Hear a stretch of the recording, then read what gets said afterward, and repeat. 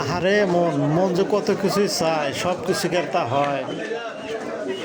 সব কিছু না হলেও একটু চেষ্টা করতে হয়। মনে চাইছিল আজকে গরুর গোস্তে ভাত খামো, আর তাই টাকা কইলাম না। মন তো আর বাড়ি গাড়ি করতে চায় নাই, সামান্য একটু গোস্ত দেওয়া ভাত। আর তাই টাকা না কয়ে গেছি বাজারে, 2 কেজি গোস্ত কিনে আইনা সবাই মিলে খাইছি।